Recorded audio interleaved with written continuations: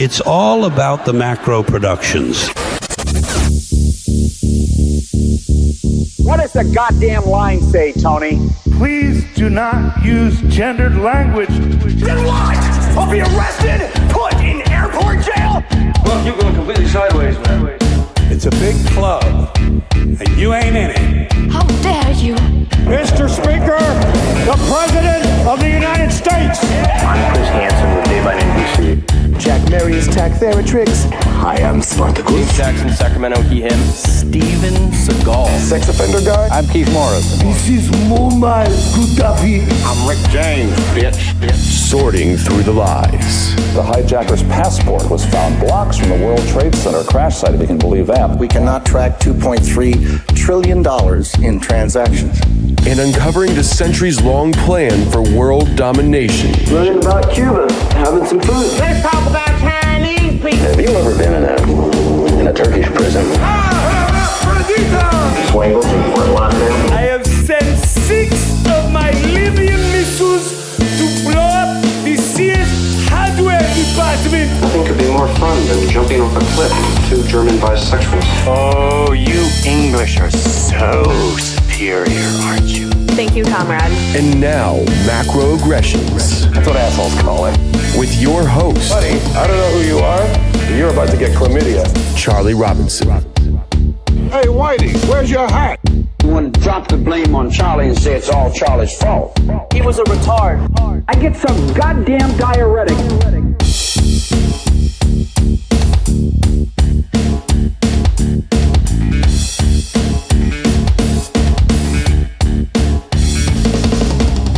Welcome to Macroaggressions. I'm your host, Charlie Robinson. If you're watching us on Rumble, Band.video, Vigilante TV, or you're listening wherever podcasts are served, thank you so much. We appreciate your amazing and continued support. Rate the show if you haven't done so already. You want to connect with me, macroaggressions.io is the best place to do that. Are you looking for a great book for the summer? Consider Hypocrisy, Surviving in a World of Cultural Double Standards, or The Octopus of Global Control. They're both out, not just in paperback, but in audio format as well. The Octopus is almost 24 hours of audiobook. So take a look, check it out. You can get it wherever podcast or wherever audiobooks are available, including Spotify's network as well. We appreciate our sponsors because they help us to do this show. So I got to get sponsors that actually work, that make sense, that you're going to connect with. Legal Shield has been in business for half a century in the United States and Canada. And you'll get a lawyer in their network for a very, very reasonable price. It's $1 a day. It's $30 a month is the basic membership that'll get you in the door and get you access to an attorney that will take care of all kinds of legal documents for you. If you don't have a last will and testament or a financial directive or a medical power of attorney or any of those sort of basic documents that you need in case something goes wrong, you've got to get them, and they cost a bit. You know, if you want to, it's over $1,000 if you want to knock it all out with a traditional attorney. But I'll tell you what, if you're a member of Legal Shield, you can do it in the first month. You just get an app on your phone, you tap a couple buttons, tell them what you want. There's a drop-down menu will come down. Legal documents, you need those? Tell me which ones you need. Click, click, click. Boom, submit. You get a call the next day from the attorney in your area saying, I received your submission. I'm ready to help you out. You know, let me tell you what we need, and when are you free? Let's come on in and knock it all out. So you can get a lot accomplished with it. And if you run a small business, there's a small business plan. So there's a lot going on. I suggest you just go to the website that they built specifically for us, www.don'tgetpushedaround.com. The link is down in the show notes as well. It's on the website as well. So whatever you want, just check it out. Take a look. See what you think. Legal Shield, don'tgetpushedaround.com. Also, you know Tim James and the crew over at Chemical Free Body. They have been with this show since the very beginning. They make outstanding supplements that actually work. If you're looking to get yourself healthy, but you're not sure where to start, listen to Tim James's podcast and see what you think. He's such a good guy. He saved his life by changing his diet, and he can help you too. He is on a mission. He is going to help as many people as possible. If you feel like you're not at your best, look, it's fixable. You just got to get honest about it. So go to chemicalfreebody.com/macro and do some shopping. Check it out. Get that 90-day detox bundle. That is super effective. If someone asks, where would I start? Start with that. It's Green 85 in the morning. It's a handful of capsules during the day. It's very easy to do. You're not on a treadmill for hours a day. It's drink a green drink and take some pills. That's really what it is. But I've done it twice. It actually works. You will have massive results from it, but it's up to you. It's like anything. You got to go over there and see for yourself. Go to chemicalfreebody.com/macro and take a look and see what you think. And if you don't have the Water Hero, listen to my last episode with Tim James where we talked about the benefits of it. It's magic. He's going to change the world with this thing. It's incredible. So chemicalfreebody.com/macro, or just go to chemicalfreebody.com and on your way out, use the promo code macro, whatever. We'll save you some money. We can use it. Well, let's talk about New York City. New York, a city so nice, they named it twice. Just kidding. It's a huge shithole right now. It maybe used to be nice, but it's not anymore. It's an open air sewer. And as somebody who has been there, oh God, I don't know, half a dozen times, maybe more over the years, starting 30 years ago, I have watched the decline. And I think being a tourist that goes there every couple years makes you unqualified to speak on New York in some respects, but probably more qualified to notice the massive changes. Because if you're living there, it's incremental. It happens on a daily basis. You get normalized, and next thing you know, it's totally fine that some guy's shooting heroin on the sidewalk. It's just kind of always been that way. No, it isn't. It hasn't always been that way. It used to be okay. You know, the first time I went to New York was 96. And it was getting cleaned up, you know. You go do all the touristy things. You go to Times Square. You go to Peepland. Remember Peepland? Holy shit. Some components of New York City never got any better, but it used to be okay. And in fact, it actually, to be honest, got a bit commercialized, if that's even possible for New York City. But Times Square went from being sketchy to being Disney. And it was like, great, I'm not going to get mugged anymore, but it's going to cost me a ton of money just to be in the area, and it all feels very corporate.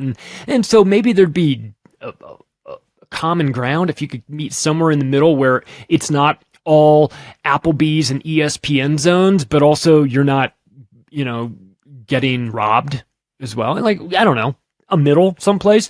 But I'll tell you what's not going to happen. It's not going to get any better anytime soon, because this is the end of New York City. Perhaps you heard the news.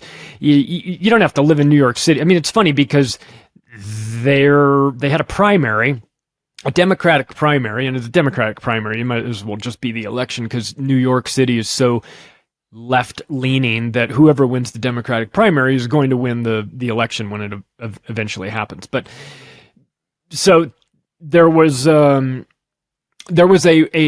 election, and there were several people involved in it, and it was an embarrassing performance by the people during the debate. I saw a debate, and it looked like they had 5 people there.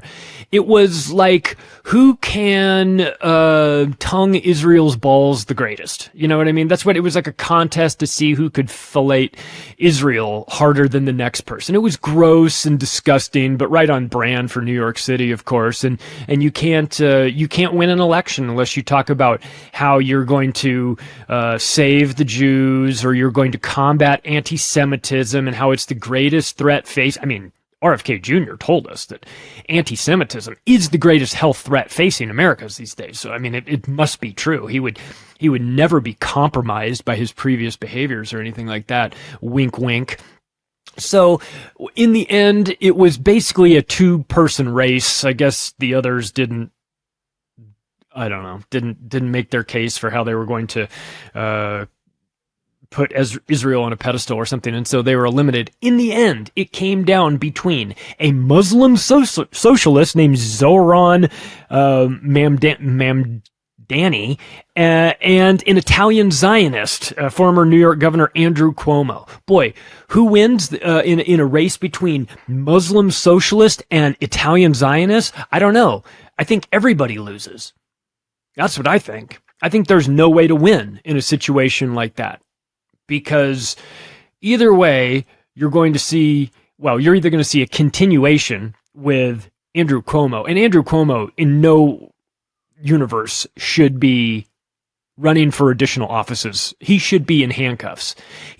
Andrew Cuomo should be on death row, actually. He shouldn't be running for the governorship or the mayor of New York City.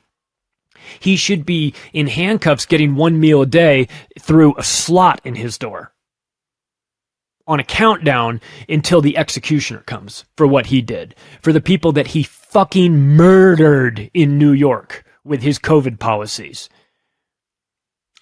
So, heads you lose, tails you lose when it comes to this group of people.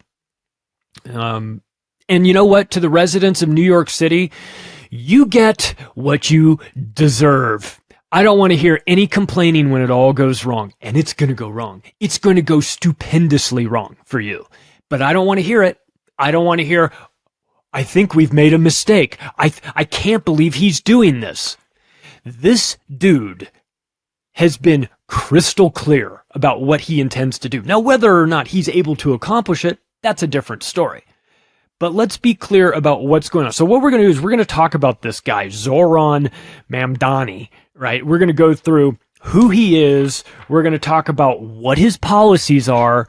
Spoiler alert, they're super retarded. I assure you that. We're going to talk about, we'll go into sort of details about that and why New York City is circling the drain. If you live in New York City, I would be on the phone with my real estate agent right now. Unless you have some sort of living situation where you can't do it, you're divorced, joint custody, and the wife doesn't want to leave, and you want to leave, but you can't leave, and so you're stuck there until the kids. I get that. I understand all those things. I got this great job and everything. Well, can you do it remotely? No, they need me here. I need to physically be in here. Okay, well, you're going to have to make some calculations, because this isn't like a hurricane that comes out of nowhere that New York City is unprepared for. This guy is telling you what he wants to do, and what he wants to do is reimagine your city in some sort of leftist paradise. That's never going to happen. These people are always detached from reality. They don't have the life skills to try and sell you on communism. I've been around enough, man. I know it's not going to work. Real communism's never been tried. Oh, it gets tried. It just never works. The reason why it doesn't work is because it's a stupid idea. It breaks down. Taking stuff from motivated, smart, hardworking people and giving it to low IQ retards that have no redeeming values is not a solution. But those people will go without. Well, tough shit. Some people have things and some people don't have things. Some people have things because they work hard. Sometimes other people don't have anything because they just don't work. They refuse to. I mean, AOC put it in the Green New Deal bill that she wanted to give money to people who choose not to work. If they choose not to work, that's going to be 75% of the population is going to choose not to work. And then what? The other 25% that are doing that, you want to take their work and give it to everybody else? Okay, after you do that one time, where is the motivation for that person to ever work hard again? Oh, I could work hard. I could finish this project I'm working on. I could stay up all night and finish this project. I'm on a run. I really want to get it done. I'm inspired to work hard on it. Yeah, as soon as you finish with the project, they then take it away from you and divvy it up to all the idiots on your street. No, thank you. No, that's a recipe for disaster. And that's what this guy is talking about. Look, I'm no fan of New York City. Haven't been for a while. It's been living off its reputation for a long time. Just like London. Was great back before the Kalergi plan was put into place. It's not great anymore. New York City, the last time I was there, I was filming, walking down the street. I was staying close to Times Square. I went out and was just filming what I was seeing because it was appalling since the last time I had been there. And I locked eyes with a guy who was sitting on the sidewalk, and he was had a needle in his arm. He was just about to hit it, and he looked up at me like for a split second, and I felt bad for him. Like, this is it. This is your life. Like you had an entire world in front of you, and somewhere along the way it went off the rails. And I feel like in cities like that, be it New York or San Francisco or the hood in Los Angeles or Kensington in Philly, you get around a group of people and this behavior gets normalized, and the next thing you know, it isn't unreasonable to be shooting fentanyl on the sidewalk in front of strangers. That gets normalized, and that's a problem. And if you live in these big cities, it's only going to get worse. And if you live in New York City, boy, you guys are going to be in for a ride. So let's do this. Let's start with who this guy is. Zoran Mamdani. Name just rolls right off the tongue, I tell you. Who is he? That's a good question. He feels a little bit like a New York City Juan Guaido, if I'm being honest. He's sort of installed, kind of came out of nowhere, and you go, oh, he's 33 years old. Dude was born in 1991. Dude, I graduated from high school in 1990, right? Sorry, but the mayor of New York, if you're 33, when I was 33 years old, what was I doing? Living in Vegas, selling real estate, right in the middle of the boom, like the hottest time ever. Things were good back then. I was not delusional enough to think, you know what my next move is going to be? I should be the mayor of New York City. I should be the mayor of the biggest city in the country. I know everything. I know enough to be the mayor. I mean, can we all recognize for a second how utterly delusional you have to be at 33 years old to think that of all the people in the country, or even in your city in New York, that you are the most qualified person to run this gigantic machine? The arrogance, the miscalculation. Now, I don't know that, I'm not trying to say Andrew Cuomo is any better at it. I mean, like I said, he should be led away in handcuffs. He does have experience, running the entire state into the ground. I'm sure he could run the city into the ground. I mean, look what he did with the state. And he comes from a family of legendary scumbags who are also involved in politics. And it's like, I'm not trying to say that he's a better choice. I'm just trying to say, I do understand where Andrew Cuomo comes into this, saying, well, I was the governor of New York, so if I can run the state, I could probably run this city. It's delusional thinking as well, of course, but at least I can understand it. But what has this dude done? This 33-year-old guy, he is going to be the mayor of New York City, by the way. So he's born in Uganda, lived in South Africa, moved to the States when he was 7 years old. Okay. He hates capitalism. He does.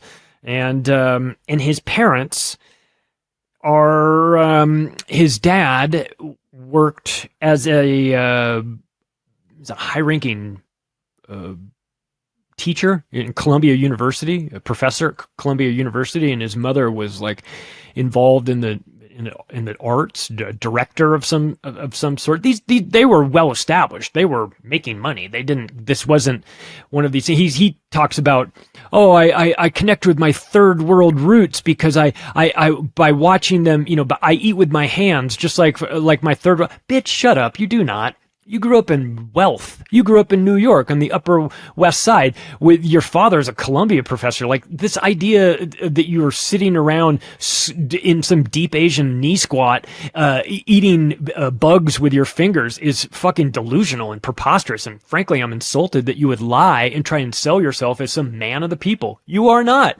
You are, by all accounts, coming out of a CIA family.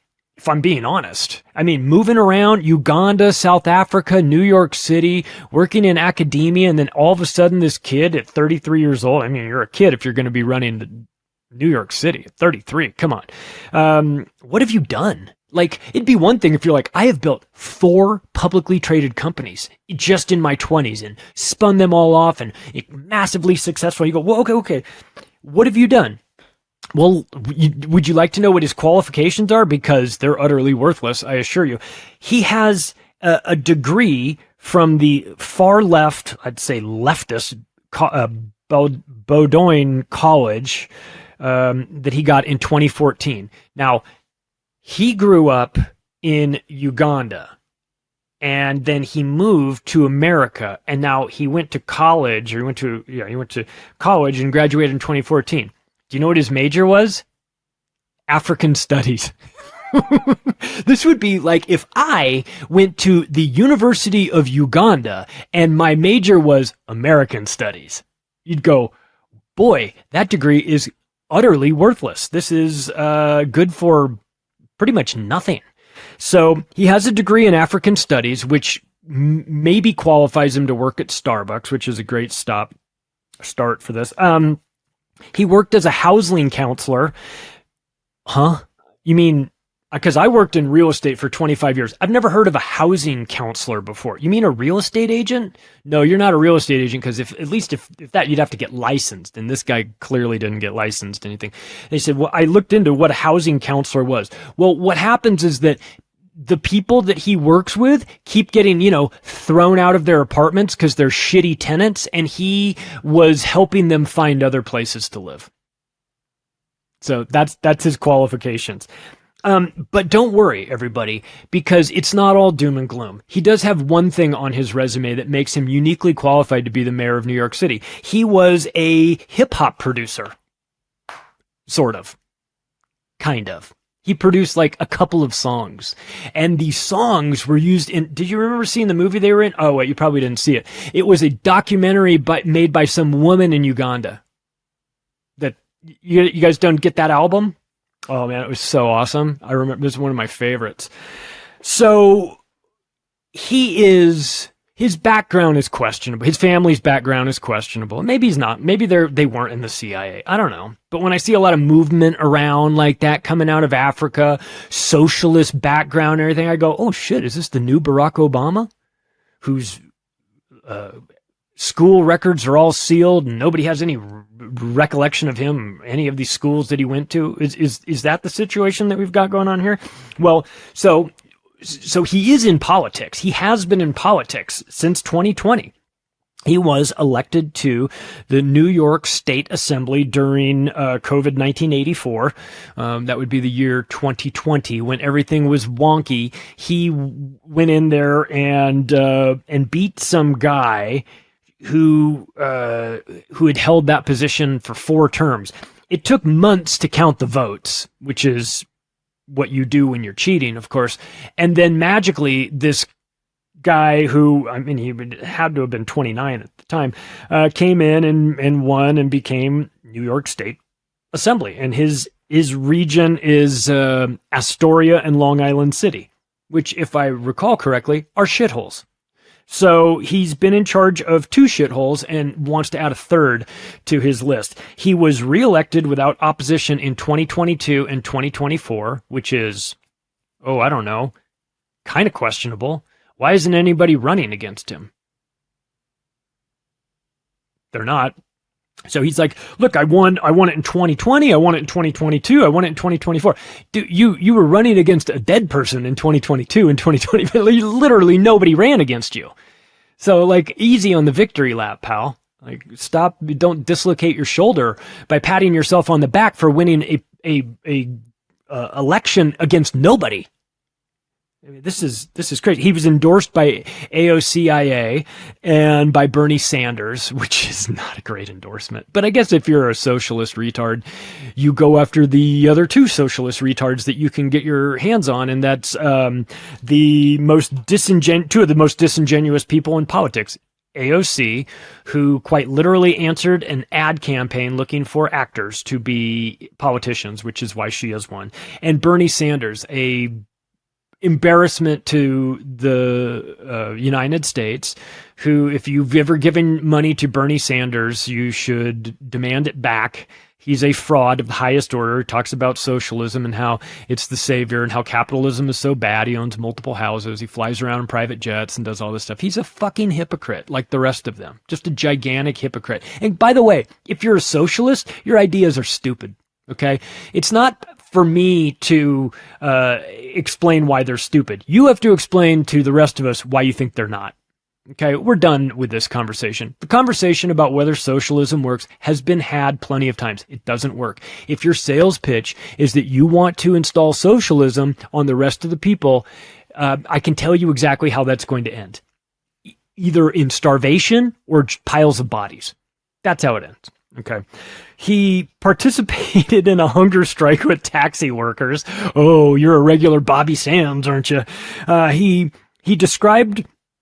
He was described by Trump as, quote, a 100% communist lunatic. That is one of the things I like about Trump. He is not afraid to call people names, and I think it's funny. This guy is 100% a communist lunatic. So from time to time, you have to kind of, you can be mad at Trump, but you got to say, well, he is right about some things. He's anti-Israel. He's pro-Palestine. He is a member of the Democratic Socialists of America. If you were looking for a bigger group of pathetic losers, could you find one greater than the Democratic Socialists of America? I can almost taste the soy when I just say that term. So this guy feels like a fake person to me. He feels like a puppet. He's inauthentic as anybody you've ever seen on television trying to connect with people. You get that whole sort of like Beto O'Rourke, roll up my sleeves, take my tie off, tell me your problems, fellow people. Let me get right down to the bottom of it. I want to figure out how to solve all your problems. The 33-year-old with the African Studies degree and the rap background is here to save New York City, everybody. Finally. Socialism works up until you run out of other people's money, right? Everybody knows that. Let's talk about his policies. Nothing but giveaways. I know you're surprised, right? There's an easy way to get elected. Promise everyone free stuff. That's it. That's all you have to do. Lie to them and promise them free stuff. If you're a politician in America, you probably are very adept at both of these. He ran on a policy created by his advisors, the Tooth Fairy and the Easter Bunny, and which are both as serious as advisors as his ideas are. Would you like to? Okay, I'll run through them real quick. I'll just list them off. And then what I'm going to do is we'll go back through each one of them individually and break them down. Brace yourself. You're about to hear some of the dumbest shit you've ever heard, okay? Here's where it starts. Free city buses for everybody. Free public childcare. City-owned grocery stores. 5 of them, okay? Please contain your laughter. Hang on. Rent control. He wants to create social housing development agency. You know it's going to work well because it's got the word social in it. He wants more affordable housing, which is about as vague as you can get, although he gets into the specifics of how much money he needs for the, quote, more affordable housing. Spoiler alert, it ain't affordable. He wants to reimagine the police into a community-based service instead, okay? He wants $30 minimum wage for everyone in New York City. And lastly, he wants free baby baskets for all New York City parents, right? So it's about to get, your problems are about to be solved, everybody. Your prayers have been answered. The dumbest man in New York City is here to help. Let's discuss how low IQ voters, which is almost all of them, they fall for giveaways over and over and over again. That's why the strategy for winning elections is bash your opponent, tell everybody that you're going to give them free stuff, and just lie your ass off. You'll never be held accountable. Nobody's going to remember the promises that you made. They'll throw it back in your face at some point. Some reporter will throw it back in your face. But all you have to do is say mistakes were made. You know, that was then, this is now. We're charting a course forward. We're not living in the past when we went like 6 months ago when I said that you were going to get all these things. Things have changed. So you can lie and tell the voters whatever you want. And you don't have to feel bad as a politician for lying to voters, because you're lying to stupid people, and who cares what they think? I mean, if you're getting revved up to go vote for somebody, you clearly haven't figured out the scam. So why would you even worry about lying to these people? You know, that's the way they see it. They don't see you as a human being, that it would be disrespectful to say one thing and do another thing. They just see you as dumb voters. People who wait every 4 years or 2 years or whenever these voting cycles hit, and going in there and thinking that your voice is going to be heard. Nobody is listening to your voice. Nobody cares what you think. They don't. They don't care what any of us think. It's not specific to you. They don't care what I think either. So, but the sooner you recognize that, better off you'll be. Let's talk about his policies and go into them one by one. Free city buses. Well, considering in New York City it is nearly impossible to have a car with a parking spot, public transportation is necessary. It is everywhere. Things are walkable in New York, depending on where you need to go, but everyone kind of walks around, and you've got subways underneath. You've got bikes. You can ride your bike, though it will get stolen as soon as you get to your final destination, because we're reimagining crime, and that's not necessarily your bike. It could be somebody else's bike. They just haven't gotten it yet, right? So how dare you with your capitalism mindset? Subways are dangerous, subterranean crime vectors, and if you go down there at your own peril, if somebody isn't having a manic episode, they're taking a dump in the corner of the E-train.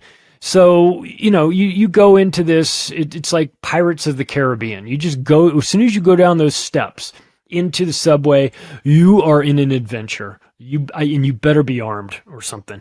Cabs and Ubers, very expensive. Frankly, sometimes you get in a cab in New York City, and about 10 minutes into it, you realize I should have just been walking the whole time. I would have gotten further. So let's talk about sort of the math and the economics behind this. Bus rides cost $2.90 per ride, which is hilarious to me, because I think about that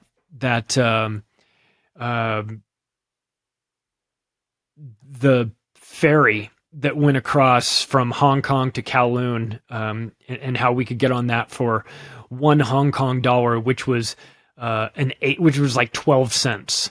You know, so 12 cents to get on the ferry, or $2.90 to get on a bus with a bunch of people who are melting down, unconscious in the back. You know, saw a dude one time who was sleeping on the bus, had his head on the bus when it got up. It was his stop, got up, you know, to get off the bus. And as soon as he got, there was a huge streak of like activator, Jerry curl, whatever it was, all over the window. It was like dripping down. I was like, holy shit, get me off of this bus. You know, these are not my people. So you can get on the bus for $2.90, right, for a ride, or you can get a 7-day unlimited bus pass for $17. I know, because I looked it up. I went and looked up what their pricing is. So essentially $68 a month in disgusting free bus rides. Guess how much this program is going to cost New York City for anybody who wants to get on the bus? $1 billion. $1 billion. That's $3 million every day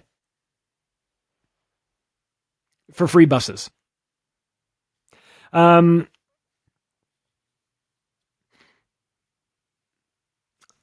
move on.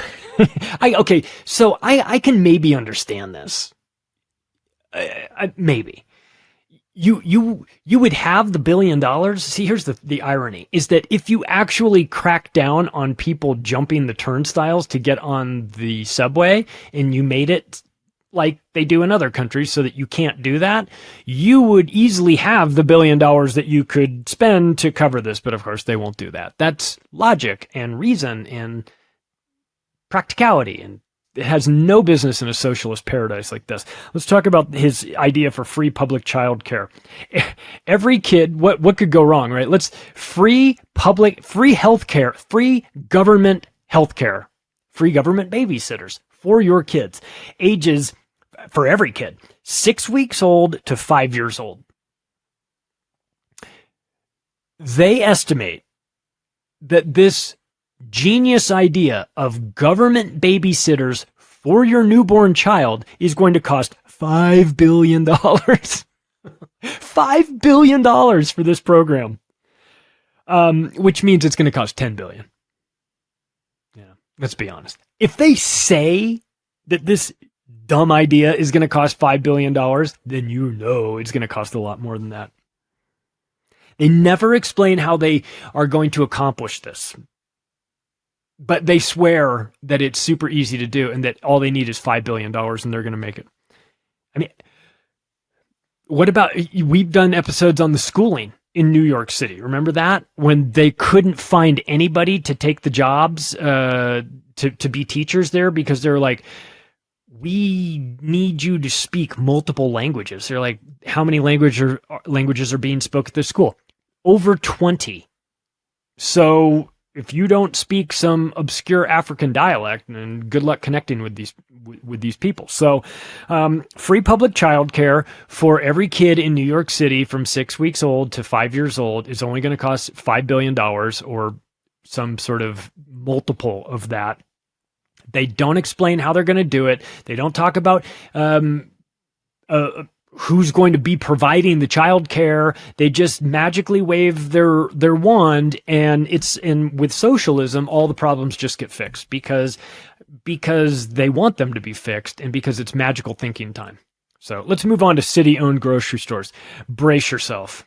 I mean, just brace yourself for this one. This is why are socialists so stupid? Well, I'm about to answer my own question. Let's talk about this. Just like Chicago, leftists never can wrap their heads around how grocery stores actually operate. They just can't do it. Brandon Johnson talked about this. The Lori Lightfoot successor, who talked about how, well, we've got ourselves a food desert, is that's what they call it, a food desert. Food desert. Food deserts exist because the stores packed up and left after getting robbed too many times. That's why there's food deserts. They talk about how the mayor is going to come in. Mayor Mandani is like, I'm going to come in and we're going to solve the problem of there not being grocery stores in the poor parts of town by creating city-owned grocery stores. And we're going to put these city-owned grocery stores in there to, undercut the other grocery stores. And we're really good at running stores because even though grocery stores run on like a 1% profit margin, we're just going to dip our toes and figure it all out. Yeah. Yeah, ask Ron Burkle from Ukaipa Companies how hard it is to make money owning grocery stores, unless you're in private equity or mergers and acquisitions like he is. But if you run a grocery store, you are lucky if you're making 2% profit margins. The money's in volume. You've got to do a ton of volume. So I have to ask the question: if you feel the need to put a city-run grocery store in an area of town that you claim has a food desert because the other grocery stores moved out, the question is, why did the other grocery stores move out? And the answer is because they couldn't make any money. Why couldn't they make any money? Well, the people who live in the area that would shop at that grocery store would steal all the stuff. So they made a calculation that they were tired of losing money, so they packed up and left. We're trying to create a food desert here. It's that the people who live in this area are savages who can't be trusted inside a grocery store, lest they steal everything that they see. And the city won't do anything about it. They got the same sort of policies as San Francisco. Just reimagining crime. We caught this guy trying to steal $700 worth of steaks out of my grocery store. Oh, let him go. He's had a rough day. Well, this fairy dust that you think you're sprinkling on grocery stores, it ain't going to work. As soon as these government stores go in there, what do you think is going to happen to them? Do you not think that they're going to get robbed too? They didn't care about the other stores. They're certainly not going to give a shit about government stores. So It's just a dumb idea. You're going to get low quality food. You're going to get government cheese. There's literally going to be a government cheese aisle, which is perfect. It was perfect. Low quality food, Soviet bread lines incoming for New York City. Good luck for it. As somebody who lived in the hood during college and had to go, well, I didn't go for too long. After my freshman year, that was the last time I ever set foot in the 3-2 market in South Central Los Angeles. Because after witnessing a lady changing her baby's diapers on the floor in the produce section one time, I decided, you know what? I never need to come back here again. This place is sketchy. I'd rather go to Koreatown. Remember the rooftop Koreans that got up on the tops of their buildings and protected all of it? That's where I went to shop. I went to shop in Koreatown. Their places are well kept. There's no fuckery going on. You might go down an aisle and see some food that you've never seen before and put you in therapy for a while. But, I mean, if you've seen kimchi in a jar, it's not the best. But you get over that as long as, you're not going to get robbed and that the cans are going to be high quality. They're not going to be dented cans, or some lady's not going to be in the produce section, going to town on a baby. So, but all that stuff, I saw all that stuff in the hood. And you think city-owned grocery stores are going to work? I hope they do it. I hope they do it. It just... these people need to be made examples of. They need to see their bad ideas fail in real time and in real life. And you need to document it and show it to them, because this is going to happen again. Somebody's going to become the mayor of Portland and they're going to go, all these unhoused people, what they really need is they need access to a grocery store. And the city's going to build a grocery store, and they'll get looted and robbed, and somebody will burn the place down one day, and nobody will, and they'll go, oh, we can't believe this didn't work. It's frustrating. But again, it's not surprising. You see that I mean, a guy who hasn't accomplished anything. This new mayor, he's done nothing. 33 years old, you have nothing to show for yourself. You've got a degree in African studies, which is utterly worthless. Let's be fair.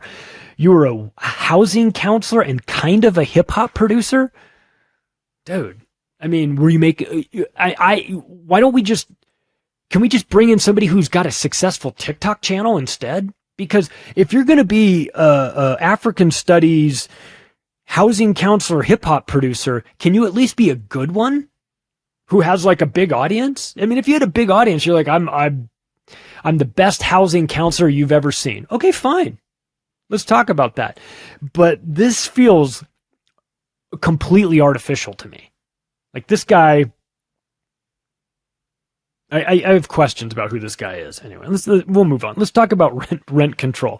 Freeze the rents was a slogan during his campaign. So more price fixing? Is that what we're talking about? Oh, it always works so well in those communist shithole countries when they impose price controls. It's just great. But this time it's to crush landlords. Landlords love that, when you arbitrarily set limits to what they can charge, and so that you put your thumb on the scale of economics and make it so that, well, yes, I know that the going rate in New York City is considerably higher, but we're going to make sure that listen, these people over here, they came here from the Democratic Republic of Congo, and they need to be living here. And you can't charge $5,000 a month for this place. You're going to have to cap it. We're going to cap you at $2,700. And you go, well, I can't pay the bills on this place at $2,700. The math ain't mathing. And they say, well, we have price control, so I don't give a shit. Sell your building then. Get out of the business. So, it's going to cause owners to remove their units from the rental pool, because frozen rents won't justify the risk of renting it at any price. It doesn't make sense to do this. This isn't capitalism. It's crapitalism. This isn't even socialism. It's some weird version where some industries are overregulated like this. And yet other industries, you can do whatever the fuck you want. and there's no regulations at all. You can shoot fentanyl on the sidewalks and nobody will do anything to you. But God forbid you try to charge a market rate for your apartment complex, and it's a huge problem for some reason. So it's certainly going to cause poorer living conditions. That's a fact. And they tried this.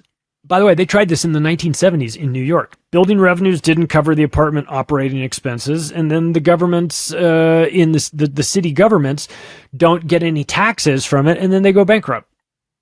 And this is all government. This is the reason why I'm the MC of the anarchist conferences, because you come to a problem, you examine the problem, you find that, to nobody's surprise, the government is involved and it creates the problem. And then the government goes around trying to stomp anybody who solves the problem. We could solve many of these problems immediately. You just have to be honest about the situation. And you have to stop bending over backwards for people who don't support you. The homeless community doesn't vote.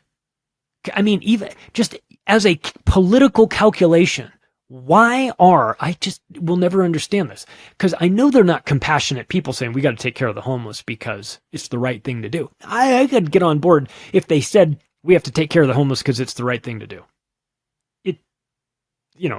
I'd have questions, but whatever. But they're running on a platform of overcompensating for homeless people. My question is, are the homeless voting? Do they vote? I mean, I know you guys make up ballots and vote for them and shit like that, but you could do that regardless. You don't have to give them anything if you're going to steal their vote and vote for yourself anyway. Why is there this desire to overly support the segment of society who doesn't or can't vote? Why would your policy be, let's bend over backwards for illegal immigrants? It's like, oh, you're going to capture the illegal immigrant vote? Is that what you're going for? No, they can't vote. All right, so why the fuck are you doing it? Are you a good person? These aren't good people. It's not some good person came and said, I just want to help people. Is that so bad? No, that'd be great if you just wanted to help people. Pardon me, but I just don't buy it.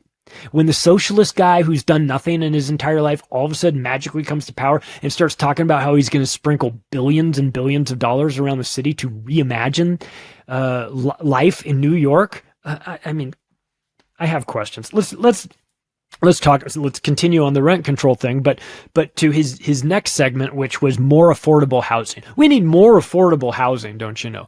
No, you know what makes housing unaffordable? The Federal Reserve. You see, I don't mean to turn this into an economics lesson, but the more units of currency in existence, the more units of currency have to chase these assets. So if you have a house that used to cost $100,000, but now it costs $800,000, it's not so much that the house has become 8 times more valuable, though it has. It's that the value of your currency has gotten 8 times less valuable. So you have to have 8 times more of it just to buy the same house that you could have bought 30 years ago. So the idea of more affordable housing coming from socialists is just appalling to me. Just please shut the fuck up. I do not want to take economics lessons from socialists. You guys are unqualified to talk on the subject. I'm sorry. You just are.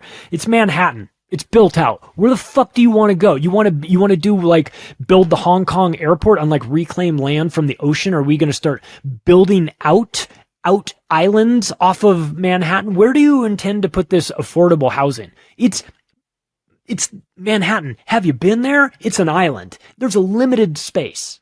And the buildings, they go all the way up. You know why? Because there's limited space. They go up. Now, all of a sudden, you think you're going to come in and just wave a magic wand and build affordable housing? Where are you going to put tents in Central Park? What is the plan here? Oh, these people. So how much of your money does the socialist want to spend to house people that you don't know and don't care anything about? Oh, just $70 billion. $70 billion. 70. In public subsidized housing for the poor people who should be living anywhere else but in the most expensive city in the country. Can I ask the question?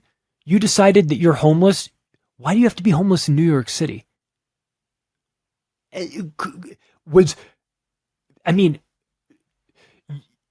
London is more expensive. Why not be homeless there then while you're at it? There's all of this land. There's all of these places you can go and be homeless for free. You chose the most expensive city in the country and act surprised when you're like, I can't afford housing here. Well, no shit. Most people can't. You have to have a 6-figure job just to get a decent rent. Do you know what the average rent is in New York City? The average rent, let's do it for a 1-bedroom apartment. I'm not talking about a house. I'm not talking about a 4-bedroom apartment. I'm not even talking about a 2-bedroom apartment. I am talking about a traditional, standard 1-bedroom apartment in New York City. Would you like to take a guess what the average rent is for that? $5,242 per month. Up 5% from last year. And 144% more than the national average. So for all of the homeless problem, there's so many homeless in New York City. My feeling on that is get rid of them. Put them on a bus and move them somewhere else. Why do you have to be there? Of all the places to be, you can be homeless anywhere. You had to pick New York City to be homeless? I don't know. My patience, my compassion, my empathy is running out. It just is. We've watched the homeless industrial complex in Los Angeles take billions of dollars and squander it. It's a massive grift. They're not actually out there helping people. If you were helping people, you know what you'd say? Hey, listen, man, I see that you're down on your luck and you're homeless and you're begging for money. Why not beg for money in a place where you can go inside and get a sandwich for $3 as opposed to a sandwich for $17.95? Why don't you be in a city where things are more... Go to Charleston, South Carolina. I don't know. I've never been there. My guess is that the sandwiches aren't $17 there. They're a little bit less. Well, maybe they are now. Who knows? Let's talk about his idea for community-based policing. Just leave it up to the lefties to come up with the dumbest ideas, all predicated on magical thinking and best-case scenarios. You know, these calculations are just like, what if instead of handcuffs, the police gave you a hug instead? You know, you're like, that'd be great. That'll work. He initially called for defunding the police, but ask Sanford Shithole how that's working out, and eventually, or in Portland too. You know, the trash fires are so beautiful this time of year in San Francisco. Wouldn't you agree? So he eventually got away from the defunding the police because it's look, I despise cops. I think cops are the worst people around, and there's no such thing as a good cop. If you're a so-called good cop, you're enforcing bad laws or you're protecting other bad cops. So by default, you're a bad cop too. So I have no love for the police at all. Defunding the police, you could try it, but you can't act surprised when the outcome does not match your expectations. Because there are some people on this planet who don't need the police to tell them how to behave. They're just going to do the right thing because they do the right thing. That's how they operate. And there's other people who are going to do whatever they want to do, regardless of how many police are standing right in front of them. They just can't make that calculation. They don't have the mental capacity to extrapolate out what would happen if they behave this way, 20 minutes from now. They can't see that. So you can put as many police there as you want. Some people don't need them. Some people, there's never going to be enough police to control them. So you can play this game if you want. He wants to establish a new branch of New York City government, thank God, called the Department of Community Safety. It's the Department of Community Safety, which would enlist civilian social services to handle mental health calls. What could possibly go wrong? Right. So here's his idea. Stay with me. It's a dumb idea. So you can stay with me. I'll guide you through it. You know the police who deal on a day-to-day basis with people that are lying to them and stealing from stores and using drugs and being nasty to them or anything, having mental health issues. The police, they deal with these people on a daily basis. These people, many of them are extremely violent. Some of them are mentally unwell. Some of them are on drugs. Some of them are armed.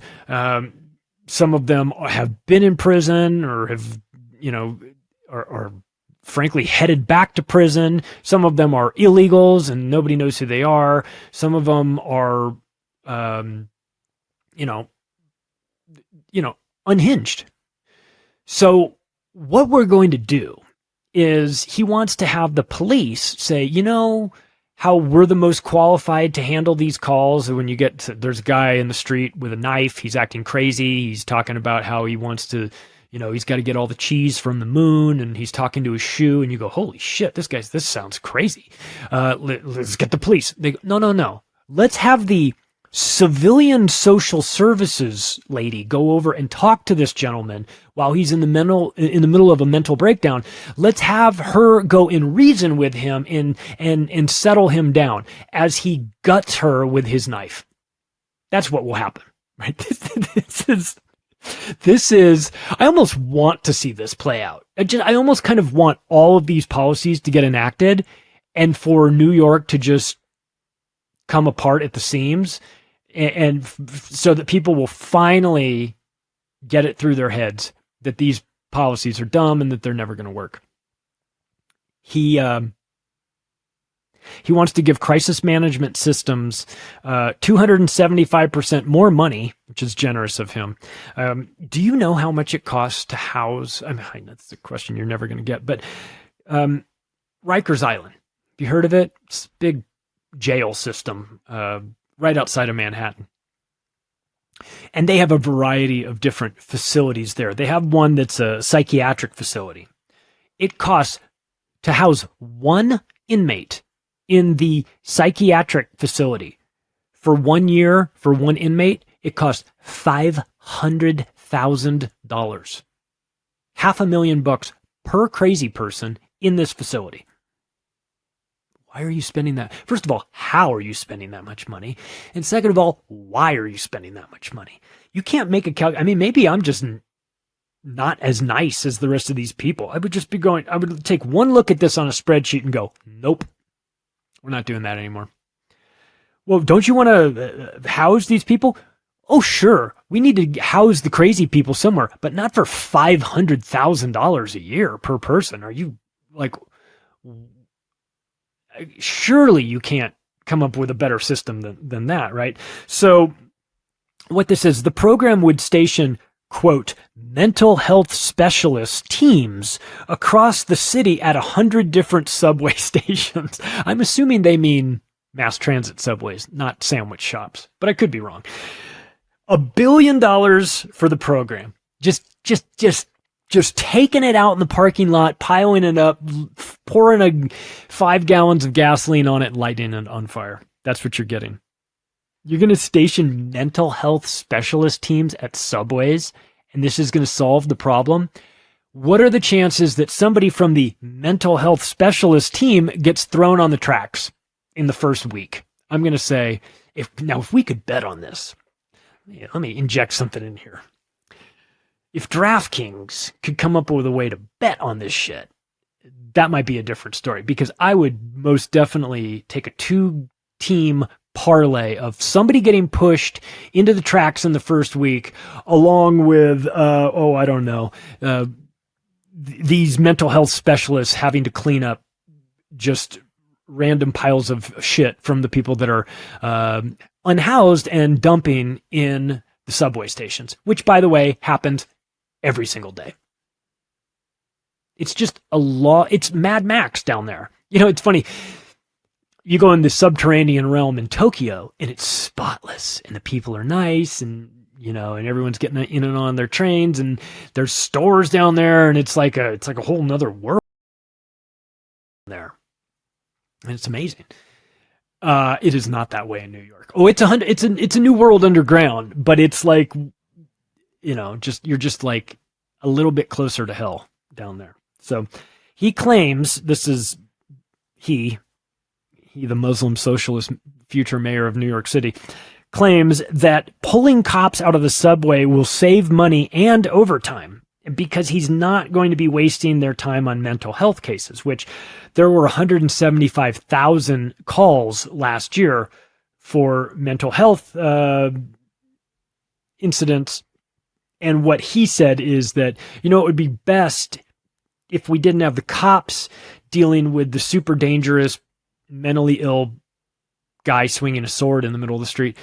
We will save money by not having the people who are qualified to deal with him. We'll put them somewhere else. They can go write tickets for people jaywalking. Instead, what we'll do is we'll have a bunch of wine moms who are part of the civilian social services, and we'll inject them into the situation, and then they can get stabbed instead. See? Problem solved. But cops are used to dealing with crazy, violent people all day long, making them the most qualified and deserving people for this task. But of course, a socialist has to come in and say, we're reimagining that. Yeah, let's take the most qualified people and put them as far away as possible. Let's bring in a bunch of civilians who have no idea what they're signing up for, and let's station them at subways all across the city so that they can help people who are having a breakdown. God, it's just... the way I see it is this. I want the cops wasting their time dealing with the lunatics. As far as I'm concerned, that's a 2-for-1. I get the cops doing anything other than messing with us, right? We get them focused on an unfixable situation with the guy melting down, right? And then you get the guy melting down to have to deal with the cops every time. It's perfect. The more time the cops are spending working on these types of situations, the less time they're out there writing you tickets for bullshit and being revenue generators. So, and frankly, I want the cops to go home and cry themselves to sleep every night. It was another day. I went down into the subway, and the guy was freaking out, and it took 10 of us to get him under control, and he was smearing feces all over me. Oh, good. I hope you get that every night. You sign up to work for the empire and you become a cop and you put on your costume every day and you go around trying to tell everybody what to do. I hope you have to deal with this. I fucking hope so. I hope that's all you do all day long is deal with unhinged, mentally ill people in New York City on the subways. That would be great for me. 1,700 lunatics used force on NYPD cops just in 2023. Okay. So what do you think is going to happen to the civilian social services when the schizo guy pulls a knife out? I guess the answer is we'll find out, won't we? The $30 minimum wage. Boy, I mean, have they learned nothing from California? It's not like this is some experiment that happened a generation ago, or it happened on the moon or something.